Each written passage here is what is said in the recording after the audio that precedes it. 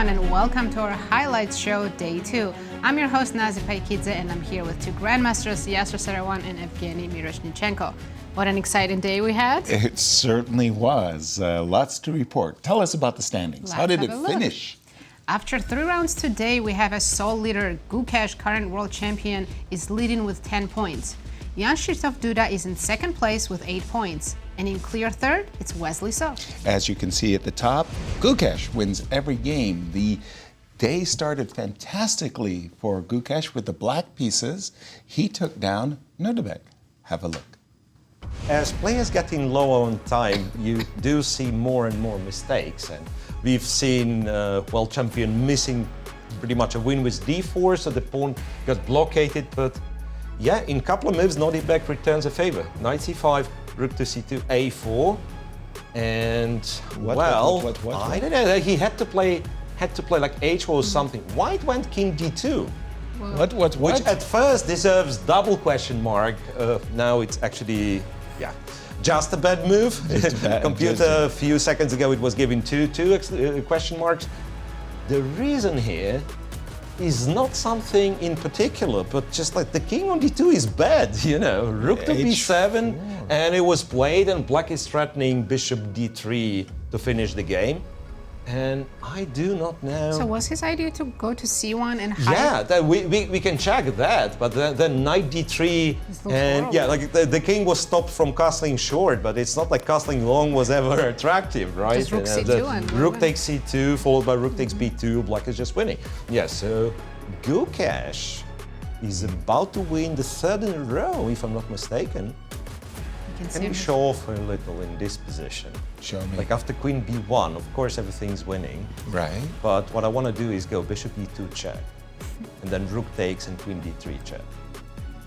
Just to show off. It won't happen though. Gukesh has won 3 in a row. Our congratulations to the reigning world champion. And while Gukesh was winning a nice game in round 4, so was Duda. Miro, over to you. What happened between Anish and Duda? Anish, Giri, and young Krzysztof Duda, very, very original opening line. After 20 moves, you wouldn't be able to tell it was Ruy Lopez. Here, Duda missed the chance to go queen f5 and simplify and get an advantage, and it was move 44 when Anish committed the final mistake. Very desirable. Capture on e5 happens to be a final mistake. Queen e5, you have to block f4. You make this diagonal naked. You allow queen b2 to attack the g2 pawn, and that's what happened. And you can see for yourself there was no way out for white from this position. The only thing I can imagine is I could play bishop f6 and whoa, what? Bishop f2. What did he come up with? So after b3? I guess he's going to say I can wants to move do some checks, maybe? Yeah, I can move my queen. It's like such a cynical way. Queen e1 and queen e4 for black. Oh. Just stop everything. The bishop is cut off. Wow. Well, this is an impressive victory. Impressive play by Duda, and Anish is shaking his head as he's recognizing that queen takes g2, checkmate, b2, and it's a coronation. Anish had to resign. But it was a very nice game right out of the opening. Duda seemed to understand. He understood the resulting position, which was a very difficult position. And in the next round, Gukesh won another very important game against Fabiano Caruana. Out of the opening, Gukesh was not better, actually. Fabi was enjoying his position. He had a very active position, but he missed this one critical move, a d4 by Gukesh. And after that, Gukesh absolutely demolished Fabi. Let's take a look. There is a breaking news in Gukesh-Fabi's game. Fabi has made a really bad move, and suddenly now Gukesh is much better. Whoa. I see 2 question marks. Okay, Such let's a go normal back. move. Why is it so bad? H5, queen e2. We left it a6, rook d1, b5, knight d2, f5. This is like I think this is what we call the 5 pawns attack. Gukesh played it. He found the best move, d4. Okay, knight f3, bishop f6, d4. And look at developer, white is winning. Well, check this out. If you do anything like this, there's suddenly this sneak attack coming, and don't forget we've got that as a tempo. You just don't expect. Most of black pieces are looking at the d4 square, so you don't expect that it would still successfully be pushed. I've got 5. Don't forget the queen. And the queen. 5 pieces. Well, I must say this has been a very, very nice game by Gukesh. The moment he was worse coming out of the opening, but the moment he got in d4, and from that moment onwards, he had the advantage. He won a pawn, and he's been converting it very, very nicely. And we see the fruits of his conversion here as he's about to force Fabi to give up his rook for the passer. Very nice endgame technique by Gukesh. Yeah.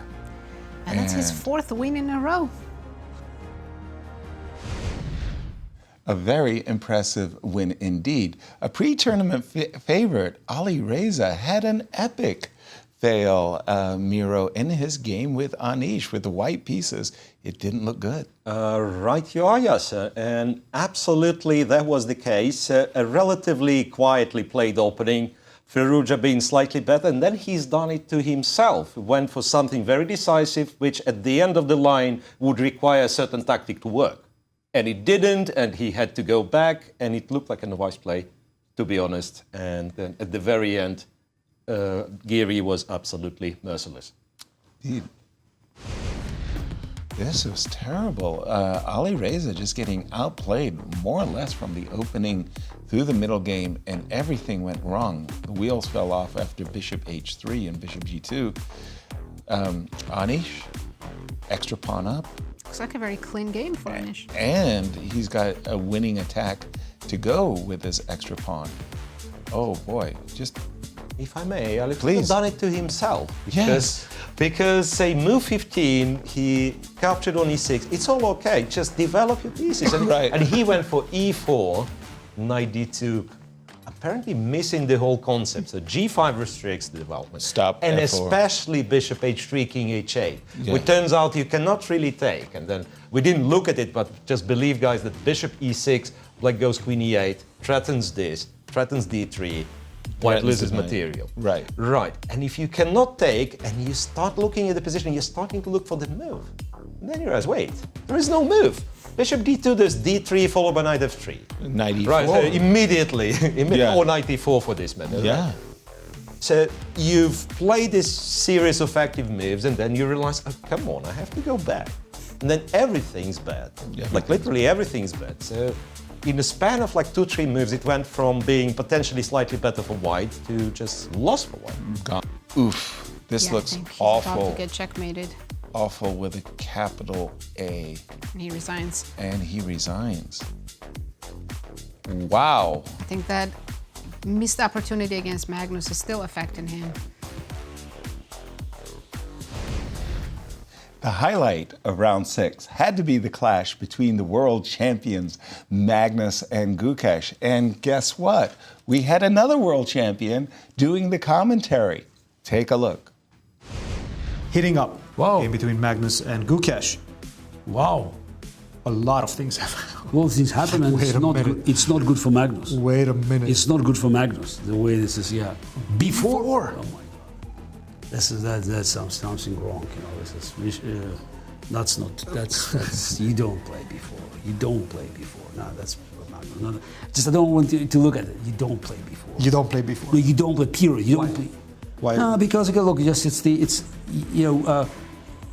you open the position again. The c6 is coming, as you understand. This is so you open the and your king is in the center, and black king is well protected. So you have a solid position. Black, has no counterplay. So as we discussed in the long castle, and then you can start, just preparing your action. It's not easy. Black has solid position, but you don't play before. 5 minutes, 30 seconds for Gukesh, 4 minutes with an absolutely wild position. It seems balanced. What's your intuition telling you that this result is going to be? Let's make some predictions, in-game live predictions. I don't know. I feel that Gukesh is doing well. So this is, I think Magnus is not happy. He's building up on Too many threats. So if I have to bet, I would bet on Gukesh. Something tells me this is going to be impossible to handle with less than a minute on the clock. It's just such a tough position.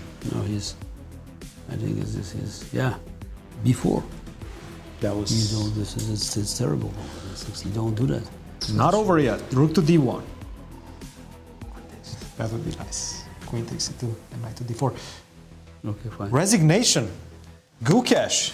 Wow. So that's you don't play before. First reaction. Big. Look, very important day. Yes, I think it's the now we can question Magnus' domination because it's not just a second loss, but it's just it's a very convincing loss. Yes, Gukesh is doing well. Take a look at that line score. A loss to begin the tournament, but 5 victories in a row, and especially the 6th round victory. Very impressive by our reigning world champion. And let's take a look at the current standings after 6 rounds. We have a sole leader, Gukesh, with 10 points, Jan Krzysztof in clear second with 8 points, and Wesley So in clear third with 7 points. Magnus now is sharing 4th. And to remind our viewers of our schedule. We have only one more day of Rapid left. Tomorrow they'll play round 7 to 9, and after that we move on to the Blitz. Can't wait. Can't wait. Thank you everyone for joining us for the highlights. We'll see you all tomorrow. Thank you. See you soon. Wow.